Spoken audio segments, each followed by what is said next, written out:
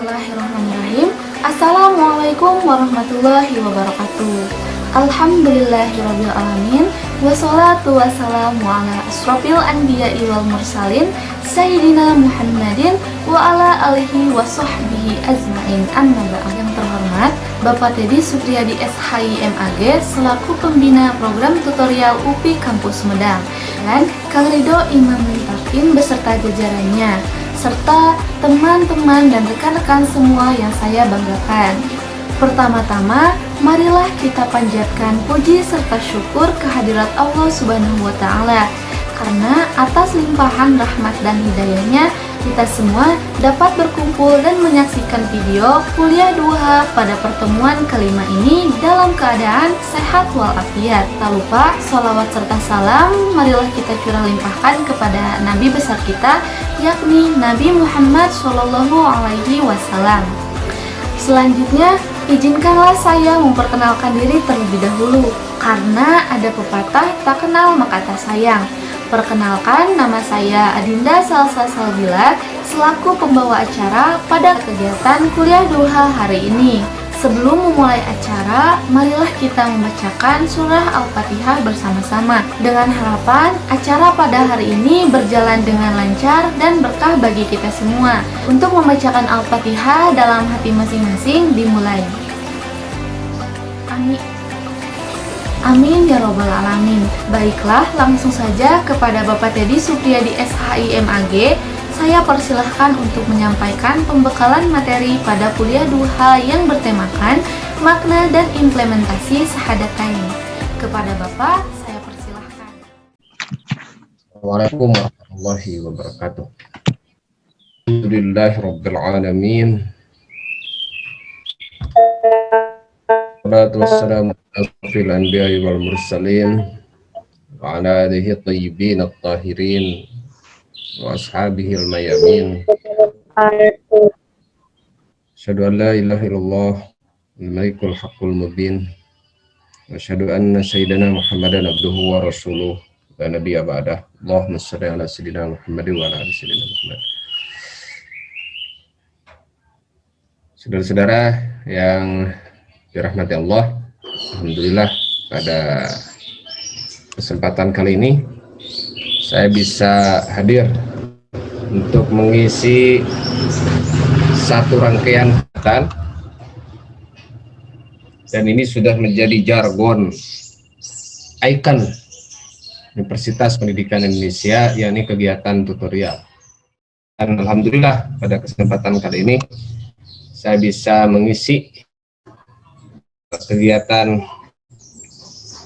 kuliah duha ini. Salawat serta salam kita haturkan kepada kekasih Rabbul Alamin, Habibana wa Nabiyana Muhammad Sallallahu Alaihi Wasallam, kepada keluarganya dan para sahabatnya. Semoga Anda semua yang hadir di sini senantiasa dihimpun oleh Allah Subhanahu Wa Taala sebagai umat Rasulullah Sallallahu Alaihi Wasallam, yang nantinya ada kaitannya dengan kajian kita kali ini tentang makna syahadatain, ya. Jadi kalau satu syahadat disebutnya syahadatun, kalau dua syahadat disebutnya syahadatani, karena digandengkan dengan kata makna menjadi makna syahadataini. Berarti artinya dua kalimah syahadat. Jadi syahadatain itu dalam tata bahasa Arab menunjukkan kepada dua kalimat. Nah, gitu ya. Jadi makna syahadat itu menunjukkan kepada dua kalimat. Saudara-saudara, kita lihat pada kesempatan kali ini kita akan berbicara tentang makna, implementasi, dan syahadatain. Jadi kalau kita berbicara tentang makna, ini kita berbicara tentang teoritisnya, secara teorinya.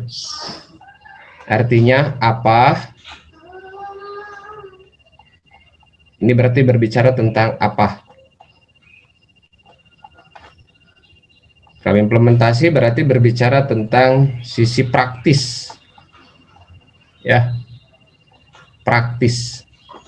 Ini mohon maaf tulisannya karena di komputer seperti ini. Jadi sekali lagi, kalau tema kita kali ini, kita berbicara tentang makna dan implementasi dua kalimat syahadat. Berarti kalau syahadatain itu dua kalimat syahadat,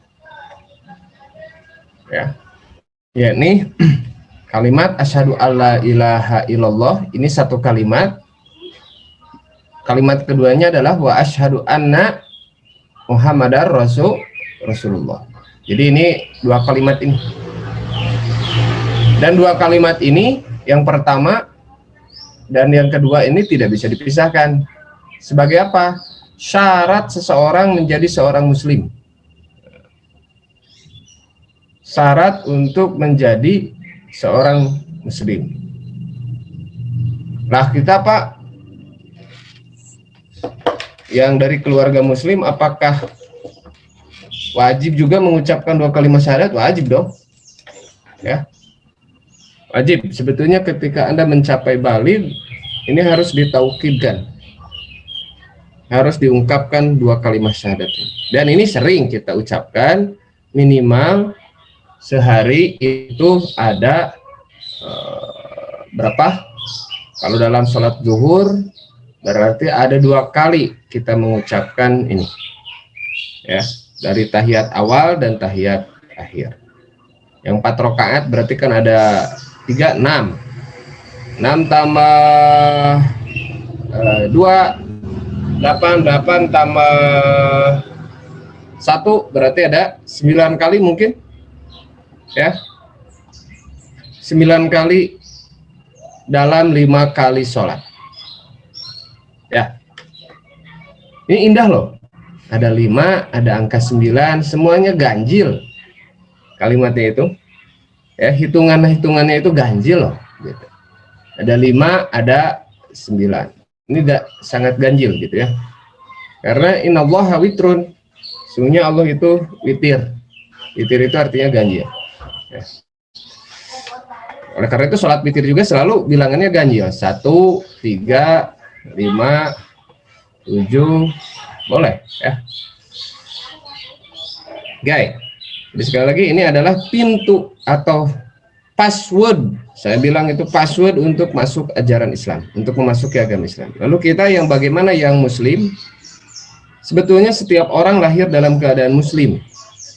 Ya, muslim di sini artinya orang yang berserah diri kepada Allah Subhanahu wa taala. Ya. Toh nama Islam sendiri dari kata aslama. Aslama itu berarti artinya orang yang berserah diri kepada Allah Subhanahu wa taala. Saat Anda mengatakan asyhadu alla ilaha illallah, berarti Anda sudah pasrah kepada ketentuan Allah Subhanahu wa taala. Pasrah terhadap aturan-aturan Allah Subhanahu wa taala yang diturunkan melalui rasulnya, yakni Nabi Muhammad Shallallahu Alaihi Wasallam. Dua kalimat syahadat juga ini mencerminkan dua sumber ajaran Islam. Ini bersumber kepada Allah, itu bersumbernya adalah Al-Quran, kan begitu ya? Al-Quran.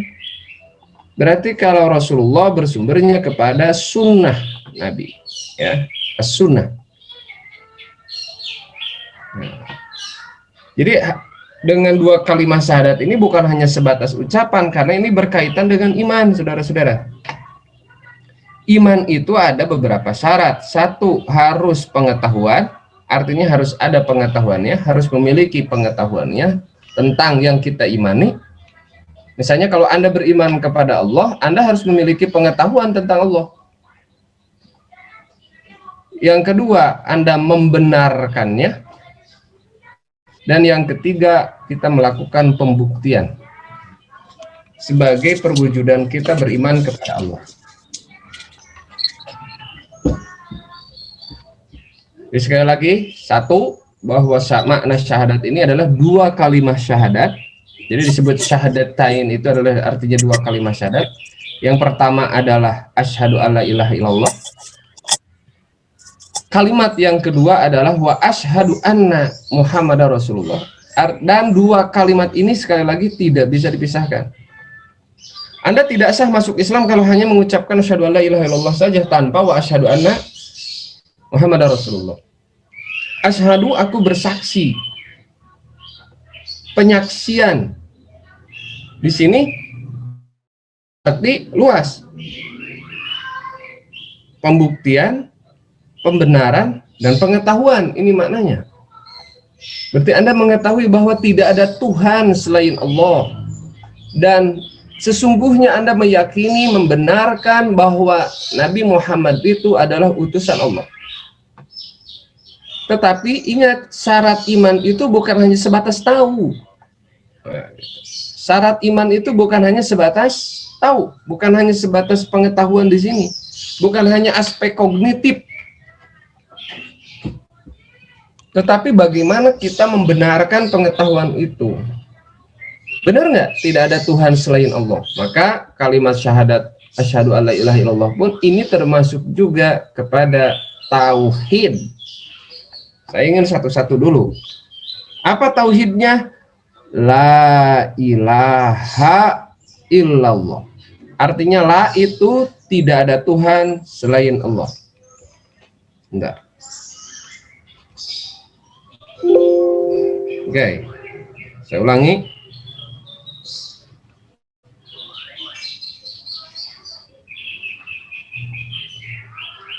Jadi kalimat asyhadu alla ilaha illallah, kalau kita berbicara tadi tentang makna kalimat syahadat,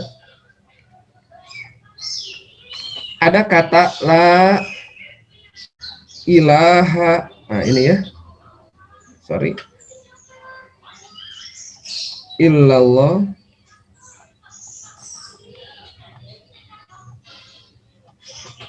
Kita hitung hurufnya, saudara-saudara. Ini berapa huruf?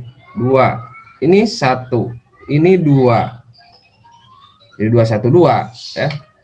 Ini 1, ini 2. Ini 4. Hitung.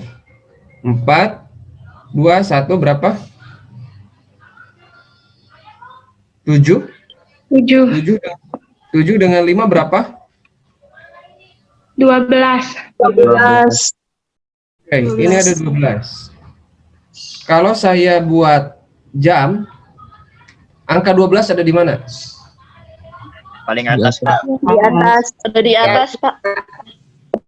Artinya, la ilaha illallah harus senantiasa kita junjung di atas segalanya. Kalimat la ilaha illallah harus kita junjung di atas segala-galanya. Fokus kita, fokus semua kehidupan kita dipayungi dengan kalimat la ilaha illallah. Artinya kalimat yang tidak ada Tuhan selain Allah. Ketika kita belajar, fokusnya adalah la ilaha illallah, bukan karena motivasi-motivasi yang lain. Setelah angka 12 berapa? 1. Satu. Satu itu di sebelah kanan. Satu itu di sebelah kanan. Satu itu di sebelah kanan. Biasanya di sininya angka berapa? 11. Ananya kalau kita jumlahkan jadi berapa? 12. 12. Balik lagi ke sini. Setelah angka 1 berapa? 2. 2. Sebelah sininya berapa? 10. 10. 10. Kita balik jumlahkan berapa? 12. Oke. Di sini angka 3. Berjajar dengan apa? 9. 9. 9 dengan 3 berapa? 12.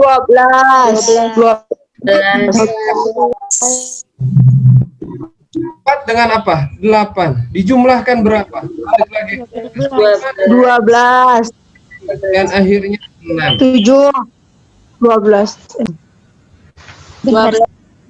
Ketika artinya ini adalah gambaran waktu kehidupan kita. Maksud saya begitu. Ketika ini adalah gambaran dalam kehidupan kita, maka fokusnya semua harus ke sana, mengarah ke sana. Paham maksud saya? Ya, artinya 12 ini dalam kalimat la ilaha illallah harus senantiasa menjadi payung dalam kehidupan kita. Anda lupa saja terhadap yang di atas, maka orang Sunda bilang akan cilaka 12. Inilah makna syahadat la ilaha illallah. Sekali lagi, kalau orang Sunda mengenal dengan kata apa? Cilaka 12 ya, artinya fatal sekali dalam kehidupan kita jika terlepas. Karena apa? Bagaimana supaya kita la ilaha illallah? Maka ingatlah apa yang firman Allah turunkan di dalam Al-Quran. Maka Al-Quran ini harus menjadi guiding dalam kehidupan kita. Al-Quran harus menjadi pedoman dalam hidup kita. Bagaimana Al-Quran bisa jadi pedoman dalam hidup kita? Yang pertama adalah baca dong Al-Quran itu. Setelah baca, pahami. Setelah pahami, amalkan. Inilah sebagai pembuktian kita betul-betul la ilaha illallah. Bahwa syahadat kita ini bukan hanya sebatas password untuk masuk ajaran Islam, tapi batal syahadat kita ketika hanya sebatas di sini, tanpa pembuktian. Begitu juga kita asyhadu anna Muhammadar Rasulullah. Bagaimana kita mengetahui? nah, sepanjang apa? Sejauh mana kita mengetahui tentang sosok pribadi Rasulullah Shallallahu Alaihi Wasallam? Pertanyaan saya adalah sekarang, sudahkah kita menjadi umat Rasulullah Shallallahu Alaihi Wasallam? Saya nanya dulu lah sekarang, siapakah Nabi Muhammad itu? Pengetahuan Anda, kita cek ini nih, kita cek ini. Siapakah Nabi Muhammad itu? Utusan Nabi Allah. terakhir. Nabi terakhir. Akhir zaman. Utusan Allah. Uswatun hasanah. Oke, apalagi Allah. Utusan Allah, Nabi terakhir. Terus apa lagi? Penutup para nabi. Ulul azmi. Kenapa disebut ulul azmi? Memiliki kesabaran dan ketabahan yang luar biasa, Pak. Memiliki kesabaran dan ketabahan yang luar biasa. Apa contohnya? Kesabaran yang dicontohkan oleh Rasulullah seperti apa? Nah, dilempari kotoran ke apa? Kalau mau dakwah, Pak, dilempari oleh kaum. Tapi Rasulullah marah nggak? Tidak, Pak. Tidak, sabar. Membalasnya dengan kebaikan, Pak. Sekarang saya nanya, sekarang ada fenomena katanya, ketika ada ulama yang dihina, tapi kenapa reaksinya begitu kasar dan begitu keras? Coba, kira-kira itu mencontoh sunnah Nabi apa enggak? Tidak, Pak. Harusnya Tidak, Pak. Tidak, Pak. Harusnya cukup dengan doa, Pak. Harusnya dibiarkan saja.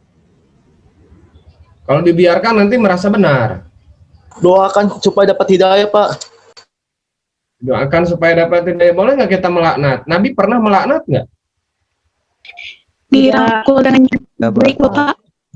Ada kan sekarang ada fenomena ya, fenomena yang sering nonton di TV. Ada, Ada, Pak. ada katanya ada keturunan Nabi. Keturunan Nabi itu kan bisa disebut apa? Habib. Habib gitu kan ya. Karena duriyah ya, secara nasab sampai kepada Rasulullah. Dan kata Rasulullah berarti ini disebutnya, ada juga yang mengatakan bahwa ini adalah ahlul bait, keluarga Nabi. Karena ada darah secara nasab, ada nasab yang sampai kepada Rasulullah. Dan kita wajib menghormati. Hukumnya adalah wajib kita ini menghormati keturunan Rasulullah Shallallahu Alaihi Wasallam, yakni Habib, secara duriyahnya. Tetapi apakah yang dikatakan oleh Habib ini sama dengan apa yang dikatakan oleh Rasulullah? Kan belum tentu sama. Kalau Rasulullah dijaga, dimaksum. Kalau Habib, dimaksum apa tidak? Tidak, Pak. Punya dosa, bukan maksum. Tidak. Nah, apakah kita harus mengikuti ini atau mengikuti yang dicontohkan oleh Rasulullah? yang dicontohkan Rasulullah Shallallahu Alaihi Wasallam, Pak. Yang dicontohkan oleh Rasul.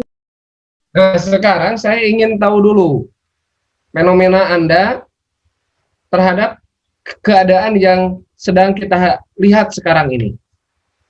Bagaimana menurut pendapat Anda?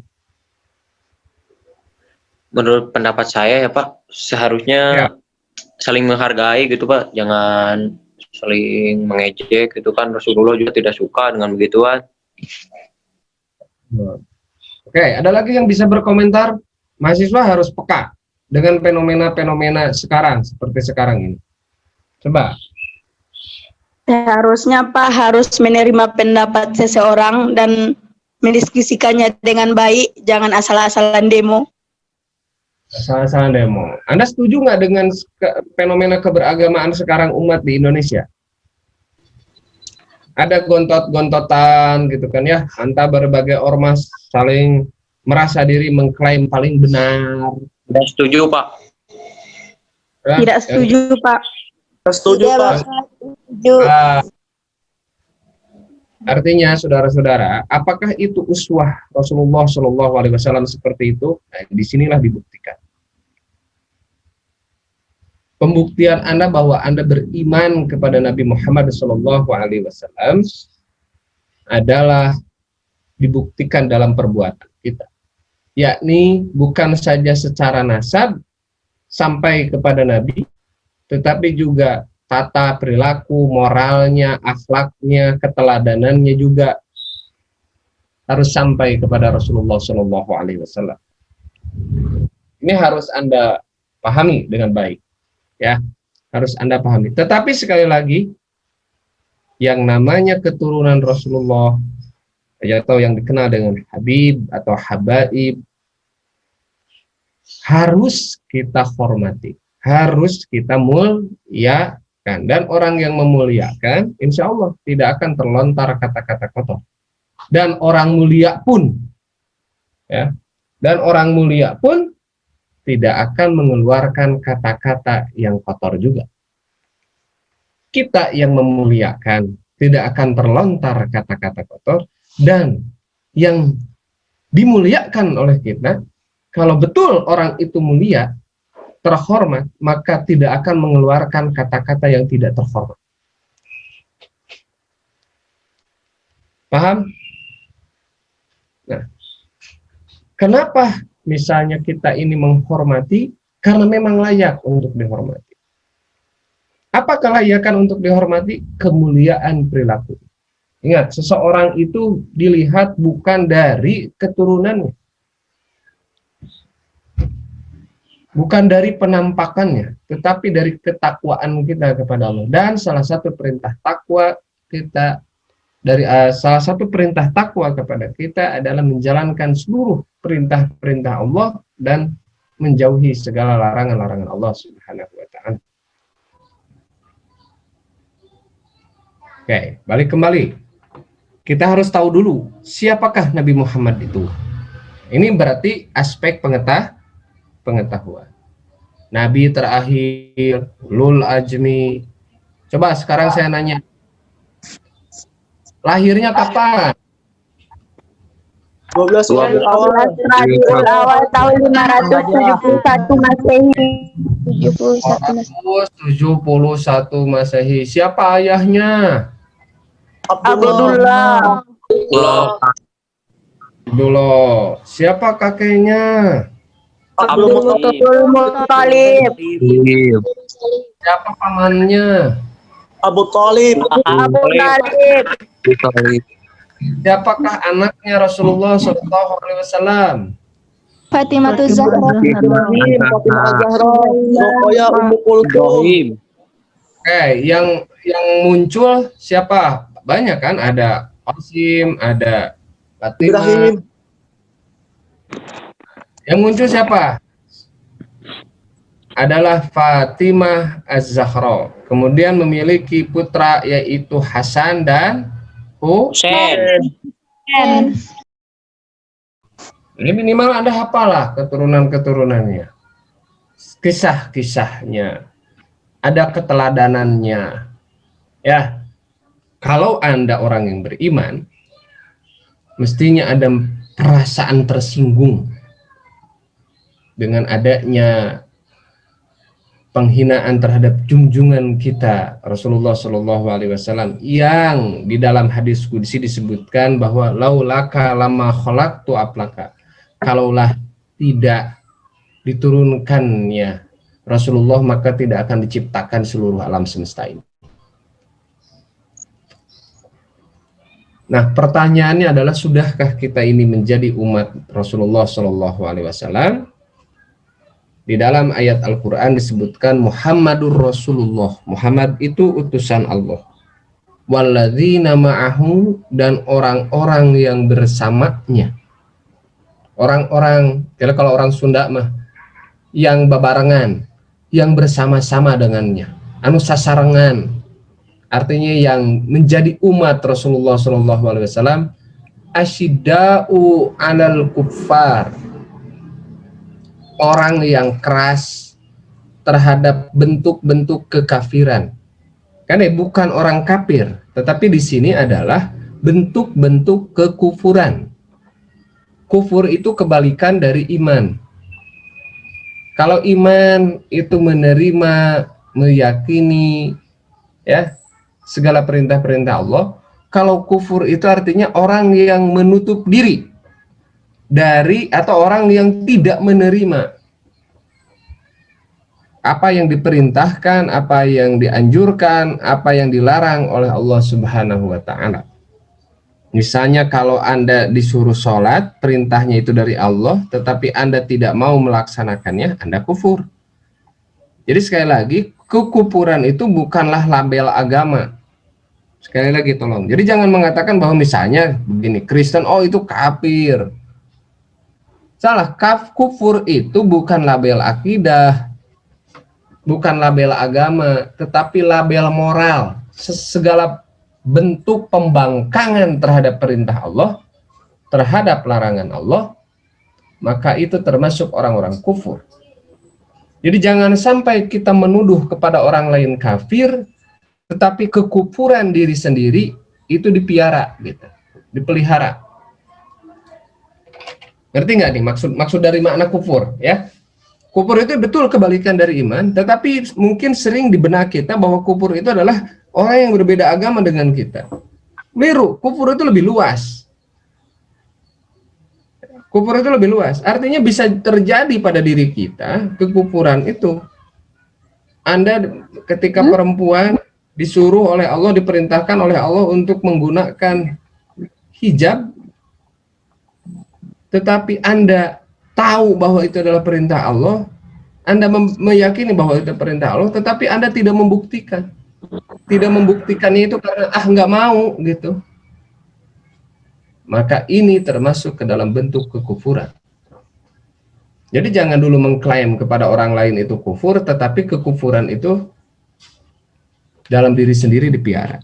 Jadi sekali lagi saya menyimpulkan bahwa kufur itu adalah label moral, label perilaku, bukan label agama. Nah, jadi umat Rasulullah adalah asyidda'u 'alal kufar, keras terhadap bentuk-bentuk kekafiran. Contoh, ketika melihat di lingkungan Anda ada yang mabuk, ada yang judi, maka bentuk asyidda'u 'alal kufar sebagai umatnya Rasulullah SAW itu seperti apa? Dan kita ingat apa yang disampaikan oleh Rasulullah SAW ketika melihat kemungkaran. Man ro'a mungkaron fal yughayyir biyadihi fa illam yastati pabilisanihi fa illam yastati fa biqalbihi wa huwa adaful iman. Jika kamu melihat kemungkaran, lubahlah dengan tanganmu. Jika kamu tidak mampu, lubahlah dengan lisanmu. Jika kamu masih tidak mampu, rubahlah dengan hatimu. Karena itulah selemah-lemahnya iman. Bagaimana merubah dengan hati? Minimal kamu membenci perbuatan itu. Ketika kita melihat kekufuran, itulah makna asyidda'u 'alal kufar. Ciri yang kedua adalah umat Rasulullah itu ruhama'u bainahum. Apa itu ruhama'u bainahum? Artinya orang yang saling berkasih sayang.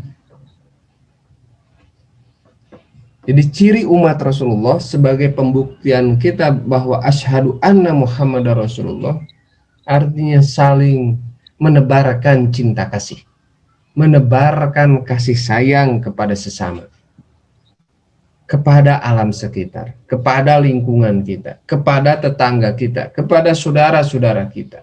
Itulah ciri umat Nabi Muhammad, tidak terbersit di dalam hatinya untuk dendam. Lihatlah ketika perilaku Rasulullah, dilempari kotoran, diludahi ketika mau ke masjid, Rasulullah menjenguknya. Itulah begitu akhlaknya, sehingga dengan akhlak mulia itu orang menjadi tertarik untuk memasuki ajarannya. Kemudian di dalam Al-Quran juga disebutkan asyidda'u 'alal kuffar ruhama'u bainahum tarahum ruk'an sujada yabtaguna fadlan minallahi wa ridwana. Mereka itu terlihat ruku dan sujud. Artinya apa? Menegakkan salat di dalam kehidupan. Jadi ciri umat Rasulullah, satu, keras terhadap bentuk kekafiran, artinya melaksanakan tanha anil fahsya wal munkar. Yang kedua, artinya saling berkasih sayang. Tarahum ruk'an sujada. Yang ketiga adalah menegakkan salat. Simahum bi wujuhihim min asari sujud, dan sholatnya itu bukan hanya sebatas ritual yang hanya sebatas dilaksanakan dengan gerakan-gerakan, tetapi diamalkan dalam perbuatan kehidupan sehari-hari, diimplementasikan dalam kehidupan sehari-hari, bahwa sholat itu harus mencegah diri dari perbuatan keji dan munkar. Oleh karena itu tadi sudah dijelaskan, syahadat itu yang pertama, ini syahadat yang kedua, berarti ini pada dasarnya kita berpegang kepada Al-Quran, dan ini berpegang kepada Sunnah, teladan Rasulullah yang menjadi figur kita, yang menjadi model dalam kehidupan kita. Al-Quran ini menjadi guiding, rambu-rambu untuk kehidupan kita. Tadi sudah dijelaskan ya, bahwa fungsi kalimat syahadat itu, satu, masuknya agama Islam, yang kedua adalah inti ajaran agama Islam, yakni yang terkandung di dalam Al-Quran dan Sunnah. Maka kata Rasulullah SAW, taraktu fikum amrin, aku tinggalkan kepada kalian dua perkara yang jika kalian berpegang kepada dua perkara itu, kamu tidak akan tersesat selama-lamanya, yakni Al-Quran dan Sunnah. Syarat mengucapkan dua kalimat syahadat. Kedua syahadat harus berkesinambungan, tidak diputus oleh perkara lain, dan berurutan. Yang pertama adalah mendahulukan syahadat kepada Allah, lalu kepada Rasulullah. Jadi mengucapkan dua kalimat syahadat itu terus berurutan, tidak boleh asyhadu anna Muhammadar Rasulullah wa asyhadu alla ilaha illallah, tapi harus asyhadu alla ilaha illallah, Allah dulu baru Rasul. Ya, diucapkan dengan bahasa Arab. Nah, kalau mengucapkannya pun harus, jadi kalau Anda mengatakan bahwa aku bersaksi bahwa tidak ada Tuhan selain Allah, itu tidak bisa dikatakan sebagai orang yang masuk Islam. Jadi harus diucapkan dengan dua kalimat syahadat. Yang kedua, harus mengetahui maknanya. Tadi sudah saya jelaskan. Nah, inilah implementasi syahadat. Sekali lagi, tahu maknanya, diucapkan dengan dua kalimat dan dengan menggunakan bahasa Arab, harus dibacakan secara berurutan, dan diamalkan dalam kehidupan sehari-hari. Itu mungkin setengah jam lah cukup untuk hampir 40 menit saya menyampaikan materi. Mudah-mudahan apa yang saya sampaikan ini bisa bermanfaat buat Anda, justru lebih menebalkan keimanan kita. Ingat tadi di dalam asyhadu alla ada kata la ilaha illallah, ada kalimat tauhid yang harus dijunjung oleh kita di atas segala-galanya. Paham? Paham ya? Mudah-mudahan ini bisa dipahami oleh Anda semua. Terima kasih, mohon maaf ini saya sedikit terganggu nih, kesehatan saya agak sedang terganggu. Mohon doanya dari semua, dari mahasiswa-mahasiswa saya, mahasiswa-mahasiswa terbaik. Nah, ini terutama yang mengikuti kegiatan tutorial, saya mohon doanya. Saya percaya kalau didoakan oleh 40 orang, apalagi ini hampir 600 orang, yang hadir di kegiatan tutorial ini. Insya Allah doanya mustajab dan cepat. Jadi saya mohon doa untuk kesembuhan dan kesehatan saya dari Anda semua. Dan begitu juga Anda, saya doakan mudah-mudahan Anda semua sehat, ya. Anda semuanya sukses, lancar dalam mengarungi lautan akademik di kampus UPI Sumedang ini. Anda sehat, Anda sukses, saya doakan nanti Anda barangkali ada yang jadi menteri pendidikan, ya, ada yang menjadi dirjen, dan saya doakan semuanya bisa, mudah-mudahan bisa jadi guru-guru yang bertakwa kepada Allah Subhanahu wa taala, profesi-profesi baik pariwisata ataupun jadi perawat, itu perawat yang bertakwa kepada Allah Subhanahu wa taala. Kalau sudah bertakwa kepada Allah Subhanahu wa taala dengan berpijak kepada dua kalimat syahadatain, maka harapan-harapan Anda akan Allah kalau kabulkan melebihi ekspektasi Anda. Itu saja mungkin yang bisa saya sampaikan. Terima kasih atas kesempatan ini untuk moderator. Billahi fisabilillah. Assalamualaikum warahmatullahi wabarakatuh. Baik, alhamdulillahirrabbilalamin. Kuliah duha pada pertemuan kali ini sudah selesai dilaksanakan. Saya Adinda Salsa Salbila mohon izin meminta maaf bila ada tutur kata atau salah kata yang kurang berkenan di hati Akang, Teteh, serta teman-teman semuanya. Sebelum menutup kegiatan hari ini, marilah kita membacakan doa kafaratul majelis bersama-sama. Subhanakallahumma wa bihamdika asyhadu alla ilaha illa anta astaghfiruka wa atubu ilaik. Assalamualaikum warahmatullahi wabarakatuh.